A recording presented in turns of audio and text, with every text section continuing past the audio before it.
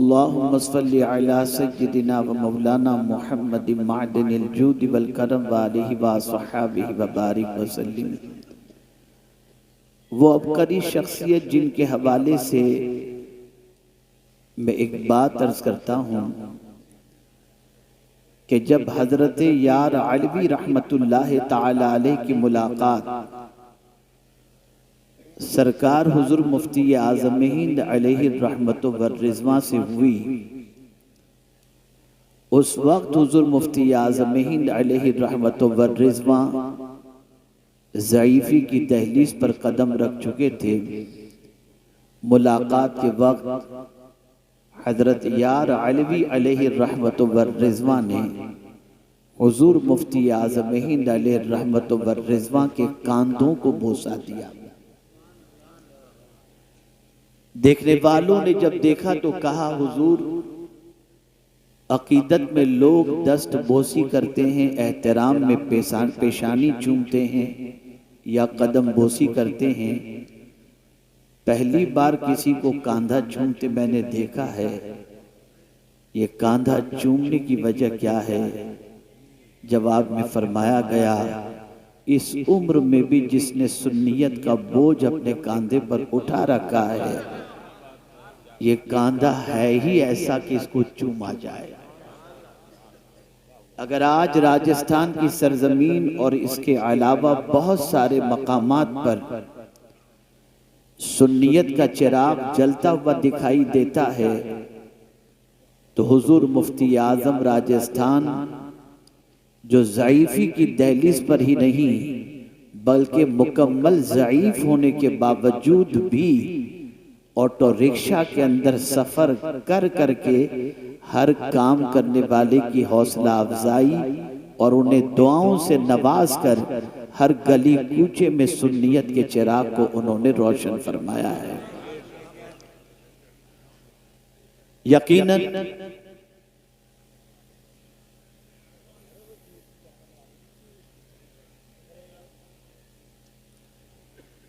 यकीनन उनके एहसानात को बुलाया नहीं जा सकता, और वैसे भी अमरोहा की सरजमीन से ऐसे हीरो ने जन्म लिए हैं जिन हीरो की चमक आज पूरी दुनिया के अंदर महसूस की जा रही है।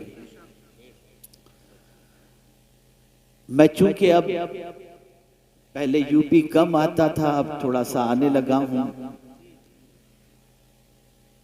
और मैं माहौल के हवाले से जानता हूं कि हमारे वो सामीईन जो बस आ जाते हैं, बस आ जाते हैं, उन्हें कुछ खबर नहीं होती कहां आए हैं, क्यों आए हैं, आ जाते हैं बस।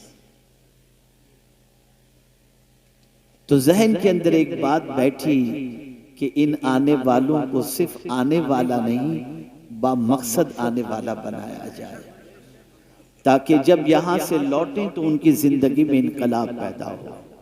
ये वही सूबा है जहाँ से इमाम इश्क व मोहब्बत का फैज़ान जारी है।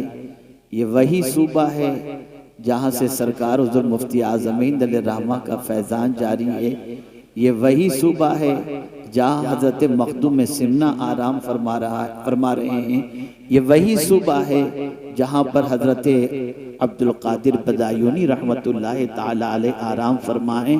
तकरीबन अकाबिर औलिया किराम यहाँ पर आराम फरमा हैं। और एक चुपती हुई बात भी अर्ज करता हूँ, इदारे इस सूबे के अंदर सबसे ज्यादा हैं, लेकिन बात बुरी न लगे तो अर्ज करूं, सबसे ज्यादा मस्जिदें नौजवानों से अगर खाली हैं तो इसी सूबे की मस्जिदें खाली।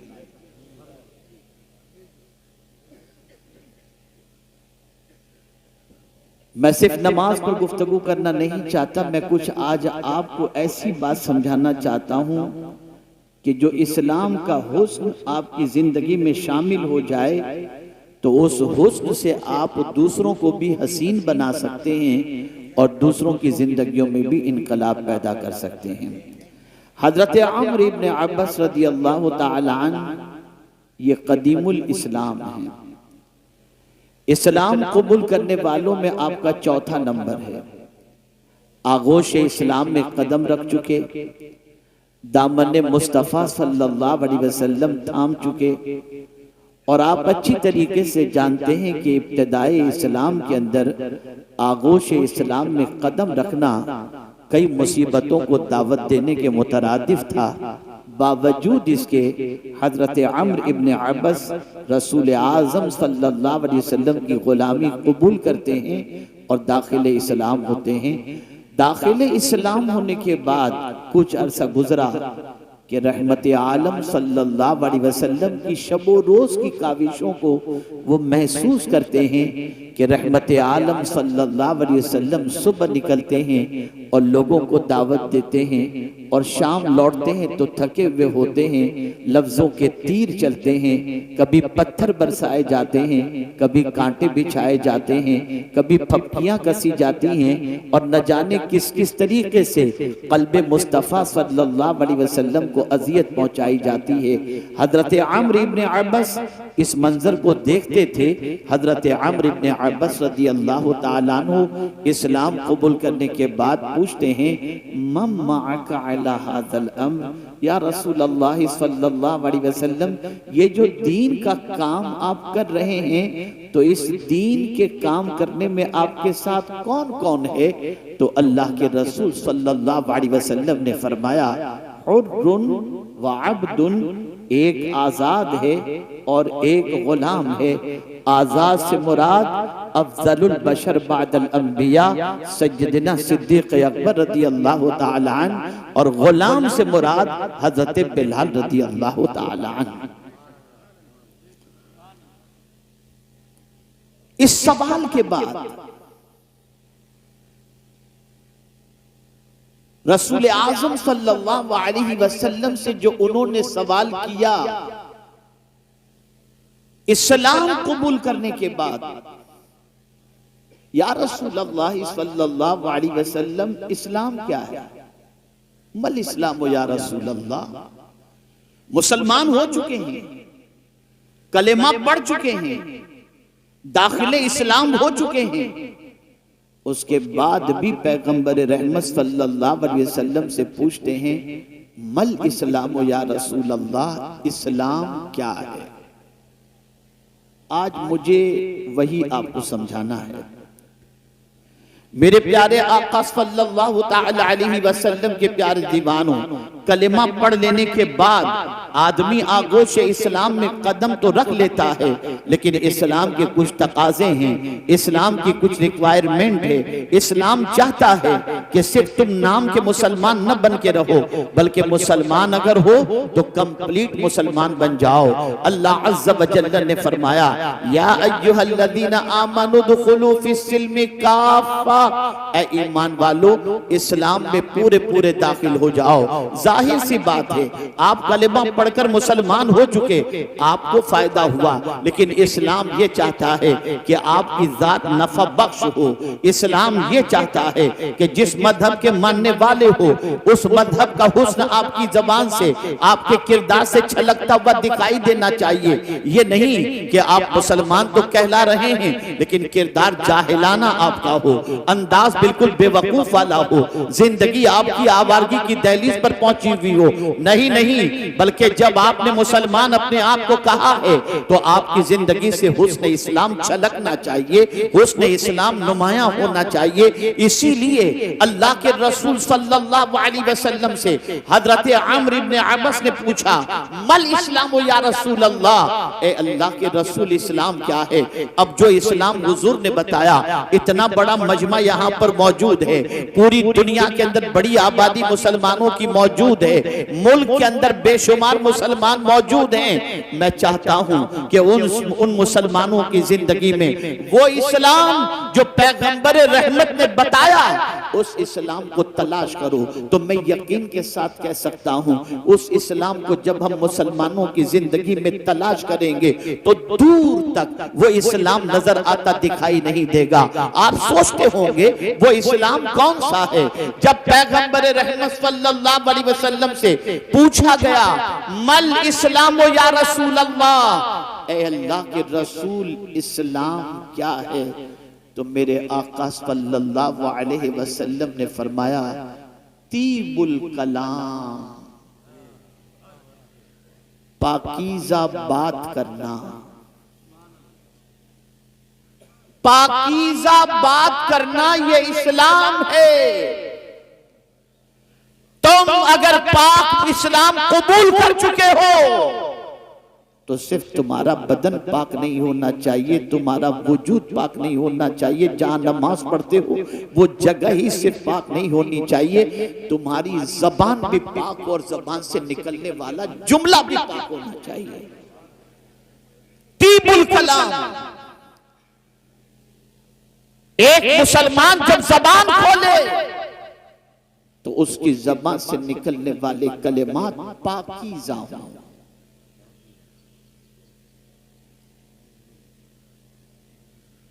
उसकी ज़बान से निकलने वाले कलेमात तय्यिबो ताहिर हों।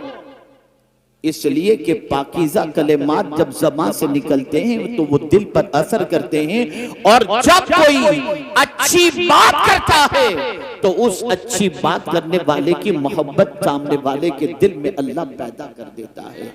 इसको मैं मिसाल के जरिए समझाऊं तो आप अच्छी तरह से समझ सकेंगे। एक दुकान की, बड़ी मेहरबानी से आप चुप रहेंगे तो बड़ी नमाज, आप न चिल्लाओ, एक मतबा दुरूद शरीफ पढ़, खुदा के लिए चुप हो जाओ, सब मत बोलो, चुप बैठो। अल्लाहुम्मा सल्ली अला सय्यिदिना व मौलाना मुहम्मदिन मादिनिल जूदि वल करम व आलिहि व अस्हाबिहि व बारिक व सल्लिम। महफिल खराब होगी, सारा गुनाह आपके सर पर है। देखिए बच्चे लोग बेचारे क्या शोर शराबा कर रहे हैं, ला हौला वला कुव्वता। आप न चिल्लाओ बाबा, बाबा न चिल्लाओ, बस चुप हो जाओ, चुप हो जाओ, खामोशी से सुनो। शैतान नहीं चाहता कि कोई अच्छी बात आपके कान तक पहुंचे, और जो शरारत करेगा शैतान को सपोर्ट करने के मुतरादिफ होगा। खामोशी से समाअत फरमाएं। अर्ज ये कर रहा था, अच्छी बात का असर। आप किसी दुकान पर सामान खरीदने के लिए गए, आपने एक पीस निकलवाया, नहीं यार ये अच्छा नहीं है, दूसरा बताओ, दूसरा निकलवाया, ये भी अच्छा नहीं है, तीसरा निकालो, और कोई डिजाइन हो तो बताओ, और कोई डिजाइन हो तो बताओ, और कोई आइटम हो तो बताओ। 50 चीजें आपने निकलवाई और उसके बाद आपने कहा कि नहीं मुझे पसंद नहीं है, और आप जाने लगे। तो आप जानते हैं वो सेल्समैन जो अच्छा होगा वो कहेगा फिक्र न करें, ये पसंद नहीं आया ना, 10 दिन के बाद नया स्टॉक आएगा, अब 10 दिन के बाद आइएगा, आपको हम नया माल बताएंगे। लेकिन अगर टेढ़ा सेल्समैन रहा, उसने कहा क्यों परेशान करने के लिए आ गए थे, क्या टाइम पास करने के लिए हमारी दुकान मिली, आप दूसरी बार उस दुकान में नहीं जाओगे। लेकिन जिसने ये कहा कि 10 दिन के बाद दूसरा नया स्टॉक आएगा, कोई बात नहीं, ये आपको पसंद नहीं आया तो आप कहेंगे जरा तुम्हारा कार्ड दे दो, हम तुमको फोन करके पूछ लेंगे, नया स्टॉक आए तो बता देना। पता चला जब नरमी से कोई गुफ्तगू करता है तो उसकी मोहब्बत अल्लाह दिल में पैदा कर देता है, लोग उससे मोहब्बत करना शुरू कर देते हैं, उसके करीब जाना शुरू कर देते हैं। अल्लाह अकबर। डॉक्टरों को यही सिखाया जाता है, डॉक्टर को बात करने का लहजा सिखाया जाता है, बात करने का अंदाज सिखाया जाता है। इसीलिए मरीज जब किसी तबीब के पास जाता है और 1000 बड़ी बीमारी में गिरफ्तार हो, लेकिन तबीब कहते हैं आप फिक्र न करो, सब ठीक हो जाएगा, उसकी मुस्कुराहट से मोहब्बत भरे जुमलों की बुनियाद पर बीमार की आधी बीमारी की छुट्टी हो जाया करती है। पता चला अच्छे कलाम की तासीर हुआ करती है। आप लोगों से मिलें और मिलते वक्त क्या करता है, इस तरीके से बात करेंगे, कोई आपसे दोबारा मिलने की ख्वाहिश नहीं रखेगा, लेकिन आप मिलेंगे, कब आए, कैसे हैं, घर वाले कैसे हैं, तो मुलाकात की तमन्ना पैदा होगी। या रसूल अल्लाह आपकी अज़मतों पर कुर्बान, ऐसा ढंग हमें सिखा दिया कि दुनिया हमसे नफरत नहीं हमसे मोहब्बत करे, लेकिन हम ही कम नसीब हैं कि आपके तरीके को छोड़कर नफ्स और शैतान की उकसाहटों के शिकार बन गए। आज हमारे लबो लहजे को देख लीजिए, हमारे बात करने के अंदाज को देख लीजिए, हमारी कौम तो पहचानी ही जाती है मां बहन की गालियों से। बात करने की तमीज नहीं, बात करने का लहजा नहीं, बात करने का अंदाज नहीं, बात करने का सलीका नहीं, कोई चीज भी नहीं। और हम अपने आप को मुसलमान कहते हैं। ए अल्लाह के रसूल सल्लल्लाहु ताला अलैहि वसल्लम के प्यारे दीवानों, अगर हम कुरान का मुताला करें तो कुरान हमें बताता है किससे कैसे बात करनी चाहिए, कुरान उसका तरीका हमें बताता है। आइए सबसे पहले जनरल इंसानों से बात करने के हवाले से कुरान क्या कहता है। तो कुरान कहता है वक़ूलू लिन्नास हुस्ना, लोगों से अच्छी बात कहो। अल्लाह अकबर। जब भी बात करो तो अच्छी तरीके से बात करो, जब भी बात करो तो अच्छे अल्फाज इस्तेमाल किया करो, अच्छे लफ्जों का इंतखाब किया करो। लोग कहते हैं लफ्जों का क्या, जो चाहो बोल दो। नहीं नहीं, लफ्जों की ताकत होती है, लफ्जों की कुव्वत होती है, अल्फाज बड़े मानी रखते हैं, अल्फाज की बड़ी ताकत होती है। मेरे प्यारे आका सल्लल्लाहु अलैहि वसल्लम के प्यारे दीवानों, कुफ्र की वादियों के अंदर पूरी जिंदगी गुजारने वाला शख्स अगर जिंदगी की आखिरी सांस के वक्त कलिमा तैयबा पढ़ ले, एक कलिमे की बुनियाद पर जिंदगी के कुफ्र के सारे गुनाह अल्लाह माफ फरमा देता है और वो जन्नत का हकदार बन जाता है। एक कलिमे की बुनियाद पर जो उसने ज़बान से अदा किया, उसका कुफ्र भी मिटा और उसके गुनाह भी मिट गए। और 60 साल शादी की जिंदगी के गुजर चुके हैं और बड़ी अच्छी जिंदगी गुजर रही है, लेकिन अगर गुस्से में आने के बाद शौहर ने सिर्फ 3 लफ्ज अपनी बीवी को कह दिए, तलाक तलाक तलाक, तो जिंदगी के लिए वो हराम हो जाया करती है। पता चला लफ्जों को मामूली न समझो, ज़बान से निकलने वाले अल्फाज को हल्का न समझो, अल्फाज की बड़ी कीमत होती है। अगर ये कीमत न होगी तो कभी बुखारी शरीफ की आखिरी हदीस के अंदर ये कहना आता कि कलिमतान खफीफतान अल्लाह कलिमतान हबीबतान इलर रहमान खफीफतान अलल लिसान सकीलतान अलल मीज़ान। आप जरा सोचो तो सही, सुभान अल्लाह व बिहम्दिही सुभान अल्लाहिल अज़ीम। अगर कोई पढ़ ले तो ये कलिमात ऐसे हैं जो रहमान को महबूब हैं, मीज़ान पर वज़नी हैं, ज़बान पर हल्के हैं। पता चला कलिमात की ताकत होती है, अल्फाज की ताकत होती है। कुरान कहता है मा यल्फज़ु मिन क़ौलिन इल्ला लदैहि रक़ीबुन अतीद, हर लफ्ज हमारा नोट किया जाता है, हर लफ्ज हमारा लिखा जाता है, हर लफ्ज हमारा महफूज किया जाता है।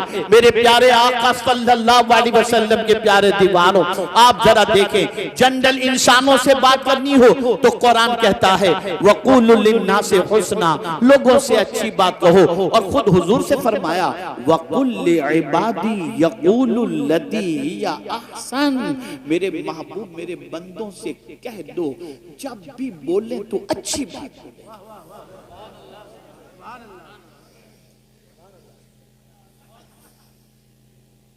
जब भी बोले अच्छी बात बोले। अल्लाह अकबर।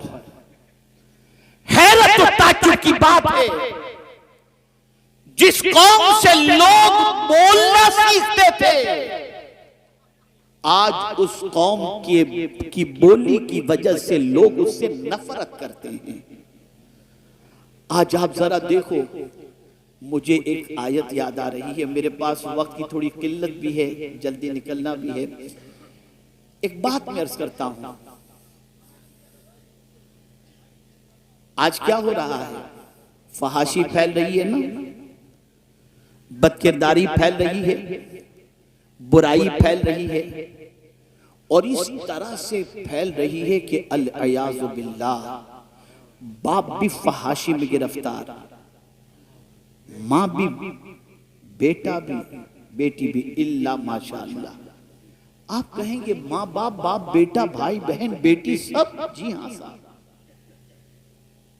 सीरियल देखने के लिए जब बैठते हैं, कौन से ऐसे मनाजिर होते हैं जो अच्छे हों। माँ भी देख रही है, बेटी भी देख रही है, बेटा भी देख रहा है, बहू भी देख रही है। जिसका तज़किरा करना बाप के सामने बेटे के लिए हिजाब और शर्मिंदगी होती थी, आज वही चीज सब मिल करके बैठ रहे हैं, मिल करके बैठ करके देख रहे हैं। ये सारी चीजें हो रही हैं। अब जानते हैं दौरे जाहिलियत में क्या होता है इस फहाशी के सिलसिले में। अल्लाह अकबर। जब उस दौर के अंदर लोगों से कहा जाता कि फहश काम न करो, ये बेहयाई है, बेहयाई से बचो, फहाशी से बचो, तो कुरान कहता है कि जो उन्होंने कहा था, मेरे वो भाई जो बाप बन चुके हैं या मुस्तकबिल में शादी के बाद बाप बनने वाले हैं, कुरान की इस आयत को पेश नजर रखें। वल्लज़ीना इज़ा फ़अलू फ़ाहिशा क़ालू वजदना अलैहि आबाना वल्लाहु अमरना बिहा कुल इन्नल्लाहा ला यअमुरु बिल फ़हशा। आप जानते हैं जब बेहयाई करने वालों से कहा गया कि तुम क्या कर रहे हो, ये बेहयाई है, तो जवाब में वो बच्चे क्या कहते थे मालूम है? कालू वजदना अलैहि आबाना, हमने हमारे माँ बाप को ऐसा ही देखा।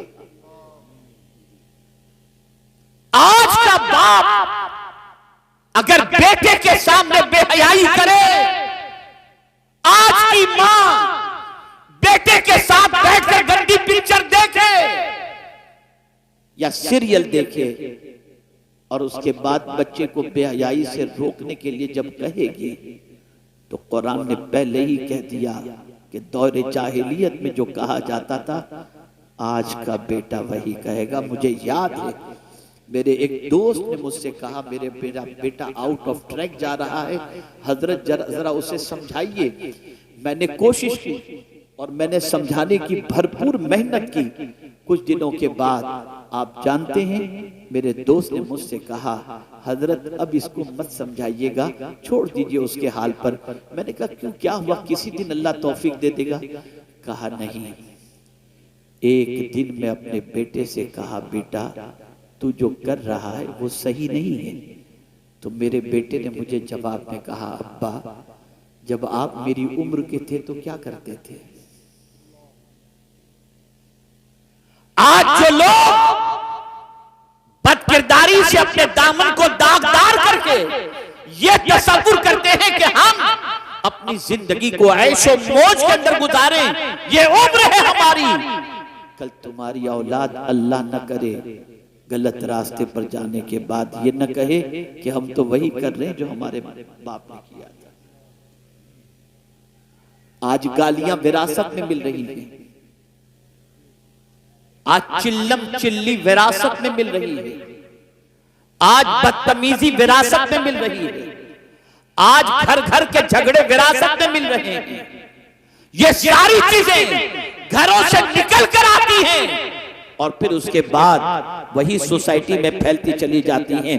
ए रसूल गिरामी वक़ार सल्लल्लाहु अलैहि वसल्लम के दीवानों, तो याद रखो कुरान कह रहा है लोगों से जब भी बात करो तो अच्छी बात करो। अल्लाह अकबर। अब आइए, सबसे पहले हम समझते हैं, ये तो जनरल लोगों के हवाले से बात हो गई। अब कुरान मुकद्दस से पूछते हैं, ए कुरान तू बता, अल्लाह से बात करनी हो तो कैसे करें, अल्लाह से कलाम करना हो तो कैसे करें, अल्लाह से मारूजात पेश करने हो तो कैसे करें। वसाइब के पहाड़ टूट रहे हैं, तकालीफ की वादियों से गुजर रहे हैं, ऐसा लग रहा है कि अब तकलीफ का आसमान फटेगा और हम खत्म हो जाएंगे, अब जमीन में जलजला पैदा होगा, हम बर्बाद हो जाएंगे। मुआशी बदहाली के शिकार हैं, बच्चियां जो है वो जवानी की दहलीज पर पहुंच चुकी हैं, कोई रिश्ता नहीं आ रहा, कर्ज के बोझ तले दबे हुए हैं, बीमारियां घर का साथ छोड़ने को तैयार नहीं है, लड़के आवारगी के रास्ते पर जा रहे हैं, ऐसा लगता है कि मुसीबत ने हमारे घर ही का रुख कर लिया। इस तरीके से जब इंसान गिरफ्तार होता है तो क्या करता है, अल्लाह की बारगाह में माद अल्लाह कहता है, क्या मौला मेरा ही घर तुझे मिला था, मैं नमाज पढ़ता हूँ, मैं रोजे रखता हूँ, मैं गुनाह से बचता हूँ, मैं हराम काम नहीं करता, फिर भी मेरे घर के दरवाजे पर ये तकालीफ दस्तक देती हैं। ये वो इंसान कहेगा जो इंसान कुरान की रोशनी में अल्लाह से बात करने का तरीका नहीं जानता। आइए मैं आपको बताऊं, हजरत अय्यूब अलैहिस्सलाम पर मुसीबतों का कौन सा पहाड़ नहीं टूटा। सारे बच्चे शहीद हो गए, सारे मकानात गिर गए, सारी जायदाद खत्म हो गई, सारे मवेशी खत्म हो गए। हजरत अय्यूब अलैहिस्सलाम अपनी बीवी के साथ रवाना हो गए। बीवी ने मर्ज के अंदर गिरफ्तार देखा, अर्ज करने लगी, ऐ मेरे सरताज, आप अल्लाह के नबी हैं, बारगाह बारगाह समदियत में दुआ करेंगे, मुसीबत टल जाएगी, सेहत नसीब हो जाएगी। आप अल्लाह की बारगाह में दुआ कर दीजिए। अल्लाह अकबर। अल्लाह के फरिश्तादा पैगंबर हजरत अय्यूब अलैहिस्सलातु वस्सलाम जरूर ये कह सकते थे, मौला मैं तेरा नबी हूँ, तेरा बंदा हूँ, ऐ मेरे करीम ये जो परेशानियां मुझे छू रही हैं या लग गई हैं या आ गई हैं, मौला इसे दूर फरमा दे। नहीं नहीं, अंदाज सिखाते हैं कि अल्लाह के बंदो तुम्हें तकलीफ जब आ जाए, जब मुसीबतें तुम्हारे दरवाजे पर दस्तक दें और जब तुम परेशानियों में घिर जाओ तो तुम्हारी जबान से अल्लाह की बारगाह में कैसे कलेमात निकलने चाहिए। अल्लाह अकबर। हजरत अय्यूब अलैहिस्सलातु वस्सलाम ऐसी तकलीफ में कि बच्चे, माल, जायदाद सब कुछ खत्म होने के बावजूद भी जब अल्लाह की बारगाह में अर्ज करते हैं तो यूं कहते हैं, रब्बि इन्नी मस्सनियद्दुर्र व अंत अरहमुर राहिमीन। ऐ मेरे रब, मुझे मुसीबत ने छुआ है, टच किया है, और तू सबसे ज्यादा रहम करने वालों में रहम करने वाला है। अल्लाह अकबर। अंदाज देखिए, मुसीबत में शिकवा नहीं, अल्लाह की बारगाह में मारूजा पेश करने का तरीका सिखाया जाता है। जब कोई बंदा इस तरह से आजिज़ी और इंकिसारी के साथ रब से शिकवा करने की बजाय रब की अजमतों को, रब की रहमत को पुकारता है तो फिर मौला किस तरीके से करम फरमाता है। रब ने फरमाया, उरकुज़ बिरिजलिका हाज़ा मुख्तसिलुम बारिदुम व शराब। ठोकर मारो अपने पैर की, जो पानी निकले उसे पियो और बदन पर डालो, तुम्हें शिफा नसीब हो जाएगी। हजरत अय्यूब अलैहिस्सलाम ने ठोकर मारी, पानी का चश्मा निकला, पानी पिए और जिस्म पर लगाए, सारा मर्द खत्म हो गया, जवानी भी पलट आई। आप अंदाजा लगाएं तो रब ने भी फरमाया, इन्ना वजदनाहु साबिरा निअमल अब्द। क्या ही अच्छा बंदा है। पता चला ऐ रसूल आजम के दीवानों, जिस तरीके से राहत खुदा की तरफ से है, तकलीफ भी खुदा की तरफ से है। इसीलिए सूफियाए के नाम की जबान पर कभी शिकवा नहीं होता था। जिस तरीके से हम राहतों का इस्तकबाल करते हैं, वो अल्लाह की तरफ से आने वाली मुसीबतों का इस्तकबाल करते थे। इसलिए कि वो कहा करते थे कि राहत के अंदर हमारी खुशी का भी दखल है, लेकिन मुसीबत में तो सिर्फ खुदा की खुशी का दखल है। इसलिए कि वो चाहता है तभी मुसीबतें आती हैं। ऐ रसूल गिरामी वक़ार सल्लल्लाहु अलैहि वसल्लम के दीवानों, तो अल्लाह की बारगाह में कैसे अर्ज करना चाहिए, ये तरीका कुरान सिखा रहा है। हुजूर की बारगाह में कैसे अर्ज करना चाहिए। अल्लाहु अकबर। तो कुरान कहता है, या अय्युहल्लज़ीना आमनू ला तक़ूलू राइना व क़ूलू ज़ुरना। अल्लाहु अकबर। या रसूल अल्लाह, नजर करम कीजिए। रसूल आजम की बारगाह में जब अर्ज करना हो तो इस तरीके से अर्ज करो, और अल्लाहु अकबर, रसूल की आवाज पर अपनी आवाज को बुलंद न करो। आज तक आपने सुना है कि तकवा उसको कहा जाता है जो बंदा अल्लाह से डरे, उसे तकवा, जो गुनाहों से बचे उसे तकवा। लेकिन तकवा का एक अंदाज कुरान ने यह भी बता दिया, और इस तकवे का मेयार इतना बुलंद बता दिया कि जिसकी कोई इंतहा नहीं। कुरान कहता है, इन्नल्लज़ीना यगुद्दूना अस्वातहुम इंदा रसूलिल्लाह उलाइका अल्लज़ीना इम्तहनल्लाहु क़ुलूबहुम फित्तक़वा। अल्लाहु अकबर। जो रसूल के सामने अपनी आवाज को पस्त रखते हैं, अल्लाह ने उनके दिल को तकवा के लिए चुन लिया है। ये रसूल की बारगाह का अदब है। वहां ढंग है, बात करने का तरीका सिखाया जा रहा है। माँ बाप से कैसे बात की जाए, माँ बाप से कैसे बात की जाए, तो कुरान कहता है, अल्लाहु अकबर, वक़ज़ा रब्बुका अल्ला तअबुदू इल्ला इय्याह व बिल वालिदैनि इहसाना इम्मा यबलुगन्ना इंदकल किबरा अहदुहुमा औ किलाहुमा फला तक़ुल लहुमा उफ वला तनहरहुमा वक़ुल लहुमा क़ौलन करीमा। अल्लाहु अकबर। बहुत सारे यहाँ दानिश्वर होंगे, तबीब होंगे, डॉक्टर होंगे, साइकोलॉजिस्ट होंगे, साइक्रेटिस्ट होंगे, जानते हैं कि बूढ़े की साइकोलॉजी क्या होती है। एक माँ या बाप जब बुढ़ापे की दहलीज पर पहुंच जाए, अरमान सारे खत्म हो जाते हैं।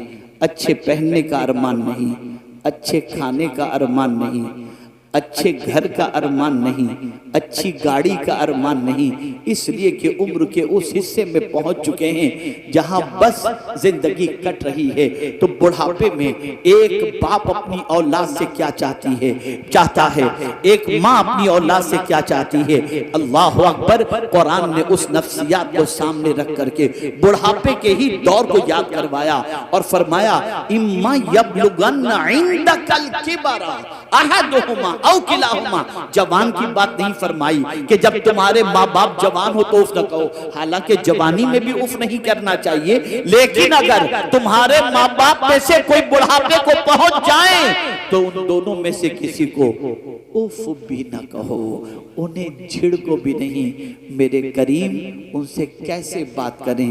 तो कुरान कहता है वकुल लहुमा कौलन करीमा, उनसे इज्जत से बात करो, उनसे प्यार से बात करो। बुढ़ापे की दहलीज पर पहुंचने वाले माँ बाप अपनी औलाद से किसी और चीज की तमन्ना नहीं रखते, एक ही तमन्ना रखते हैं, बच्चा मुझसे प्यार से बात तो करे। यार जब देखो तब झिड़कता रहता है, इस उम्र में हम कहां जाएं, ये बाप कहता है।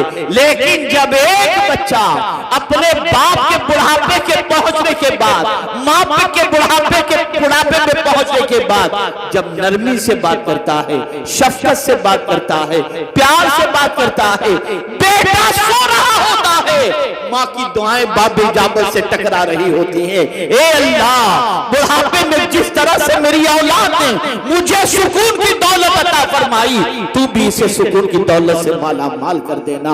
बुढ़ापे में माँ, लेकिन आज बुढ़ापे में बाप को बुढ़ा कहा जाता है, डेड स्टॉक कहा जाता है, झिड़का जाता है, खुशट कहा जाता है, न जाने क्या क्या कहा जाता है। यह सब इसलिए कहा जाता है कि तुमने कुरान से किससे कैसे बात की जाए तुमने ये सलीका नहीं सीखा, ये तरीका नहीं सीखा। अरे यहाँ तक सरबराहे ममलिकत से बात करनी हो, वक्त के हुक्मरान से बात करनी हो, खुदा की कसम उसका तरीका भी कुरान सिखाता है। आओ मैं तुम्हें बताऊं, हजरत मूसा अलैहिस्सलाम को, हजरत हारून अलैहिस्सलाम को, दोनों को जब रब कदीर फिरौन की तरफ भेजता है तो फरमाता है वकूला लहू कौलन लय्यिना, तुम दोनों उससे नरमी से बात करना। अल्लाह अल्लाह, अंदाज तो देखिए कुरान का, किस किस से कैसे बात की जाए, कुरान ढंग सिखाता है। बस एक आखिरी बात अर्ज कर दूं, इसलिए कि वक्त इजाजत नहीं देता कि मजीद इस पर गुफ्तगू कर सकूं। आप जानते हैं यहां तक कि मांगने वाला दरवाजे पर साइल आए, उससे कैसे बात की जाए उसका अंदाज भी कुरान सिखाता है। मांगने वाले से, माह रमजान आ रहा है, लाइन लगेगी हर किस्म के मांगने वालों की, कुछ अपने लिए मांगेंगे, कुछ कौम के लिए मांगेंगे, कुछ आपकी आखिरत के लिए मांगेंगे, कुछ आपके फायदे के लिए मांगेंगे, सारी चीजें होंगी। तो कोई कहेगा कलाना क्या बार बार दरवाजे पे आते हो, ये सारी चीजें। लेकिन कुरान ने बताया क़ौलुम मारूफुन खैरुम मिन सदक़तिन यतबउहा अज़ा। कोई मांगने वाला अगर तुम्हारे दरवाजे पर आए और तुम दो भी और उसका दिल भी दुखाओ और कहो तुझे कोई और दरवाजा नहीं मिलता, जब देखो तब आकर के मेरे दरवाजे पे खड़ा रहता है, ले चल जा। कुरान कहता है इससे बेहतर था, इस देने से बेहतर था कि तू इतना कह देता भाई कहीं, और आप देख लीजिए, मुझे माजरत मेरी कबूल कर लीजिए, अच्छी बात कह के उसको रुखसत कर देता। ये तेरा अच्छी बात करना उस देने से बेहतर है जिससे उसका दिल दुख जाए। ये कुरान सिखा रहा है, ये कुरान सिखा रहा है। बात करने का शौक भी बहुत सौ को होता है, बात करते ही रहते, करते कुछ भी नहीं, बोलते ही रहना है, बोलते ही रहना। तो क्या बोले, बस एक हदीस, और मैं आपसे फिर अर्ज करूंगा, आज तक रस्मी तौर पर जलसों में आने के आप आदी रहे, अब रस्म से निकलो, सीखने की गरज से आओ, बदलने की गरज से आओ, सुनकर अमल की गरज से आओ। हजरत फुज़ैल बिन अयाज़ अलैहि रहमतुल्लाह व रिज़वान जब शहर के अंदर एक अजीम खतीब खिताबत के लिए तशरीफ़ लाए तो अपनी माँ से इजाज़त लेते हैं, माँ मुझे इजाज़त दे ताकि मैं जा करके उस खतीब का खिताब सुनूं। माँ ने कहा जाओ बेटे, लेकिन क्यों सुनने जा रहे हो? माँ बहुत अच्छे खतीब हैं, बहुत अच्छी गुफ्तगू करते हैं, इसलिए सुनने जा रहा हूँ। कहा नहीं बेटे इसलिए मत जाओ, जानना है तो इस नीयत से जाओ कि जो कुछ भी वो नसीहत करेंगे उस पर अमल करोगे। अगर ये नीयत तुम्हारी नहीं रही तो सीख कर आने पर अमल न करने की बुनियाद पर अल्लाह तुम्हें दोहरे गुनाह के अंदर गिरफ्तार फरमाएगा। हमने ये नीयत ही नहीं की। आप क्या समझते हैं ये महफिलें मामूली महफिलें हैं? यही महफिलें हैं जिन महफिलों में जिंदगियां बदलती हैं।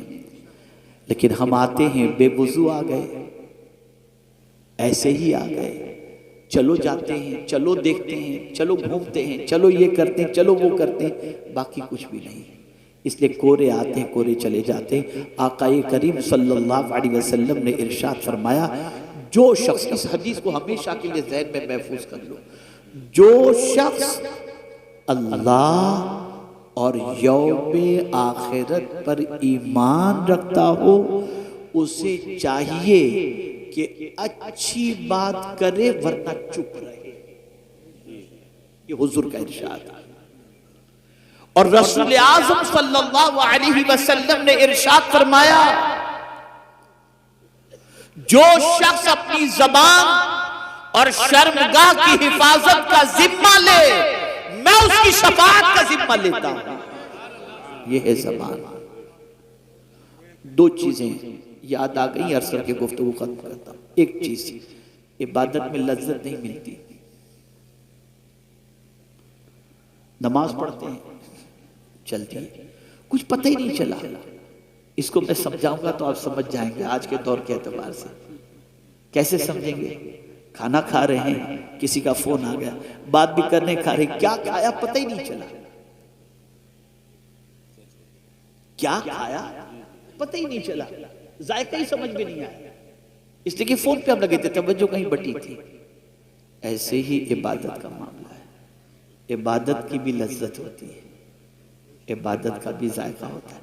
सच बताओ, नमाज पढ़ करके कौन सी लज्जत मिली है?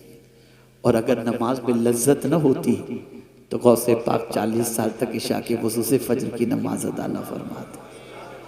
अगर इबादत में लज्जत न होती तो मौला अली करमल्लाहु ताला वजहुल करीम न फरमाते कि हालत नमाज में तीर निकाल लेना, मुझे पता तक नहीं चलेगा। ये लज्जत है। अरे मौत में भी लज्जत है। कुल्लु नफ्सिन जायक़तुल मौत, जायका है उसके अंदर। इबादत में भी लज्जत है। आप जानते हैं नमाज पढ़कर लज्जत क्यों नहीं मिलती? कुरान सुनकर लज्जत नहीं मिलती, रोजे रखकर लज्जत नहीं मिलती। अब तो माज़ अल्लाह ये हो गया कि माह रमजान की रातें लोग कैरम खेलने में, गेम खेलने में पूरी पूरी रात गवा देते हैं और समझते हैं सहरी तक यही करने के लिए माज़ अल्लाह रात आई। अल-इयाज़ु बिल्लाह। अर्ज कर रहा था, इबादत में लज्जत नहीं मिलती। मैं अभी कुछ दिनों पहले एक किताब पढ़ रहा था, एक बुजुर्ग का कौल नजर से गुजरा, रोंगटे खड़े हो गए। वो फरमाते हैं कि जब कभी तुम्हें इबादत में लज्जत न मिले तो समझ लेना तुम्हारी निगाहों से कोई खता हो गई है। इसलिए कि जब निगाह खता खाती है तो अल्लाह लज्जत इबादत को छीन लेता है।